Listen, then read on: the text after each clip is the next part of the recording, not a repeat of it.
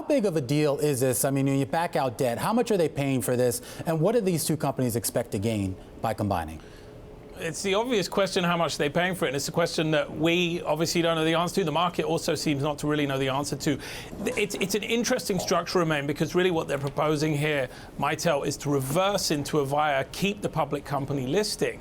But they're saying once they do that, once they structure this deal, the pro forma business, including the synergies, including the debt that they would have, and the buybacks that they're going to do with the cash they're going to put into it, you would get to this notional value of somewhere north of $20 a share, which is a decent jump above where Avaya is right now. I think currently trading around $12.50, $12.60 a share. Yeah, and is this why we're seeing a relatively muted reaction in the market? Yeah, I think, Caroline, it's one of those deals that it's quite confusing for the market. Number one, it's an all-stock deal and the way it's being proposed. Number two, as I say, it's a reverse merger, which is always a little more complicated. And the last leg to this is important, is Avaya is a company, it's been through bankruptcy relatively recently, so you have a lot of holders in there who actually probably got in on the debt. They just want out. They just want cash to actually exit their positions. And obviously Mitel and its owners, Searchlight Capital, are kind of recognizing that, and we've reported the way this is being structured.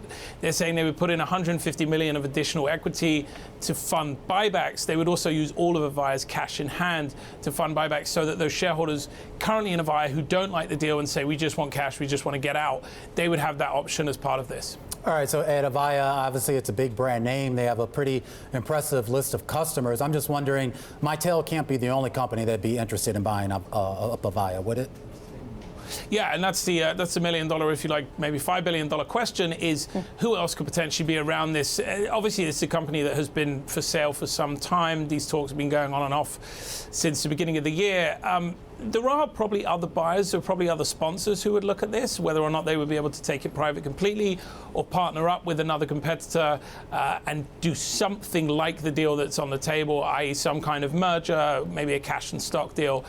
Remains unclear, but at the moment we know that this offer has come in from Mitel. We don't know the details of any other offers, or indeed if there are any other concrete offers on the table. So the question now is, what does Avaya decide to do? Do they say this is the best offer we're going to get and we sell the company? Or do they say, we think we can do a little bit better than this, and they continue to try and run a process?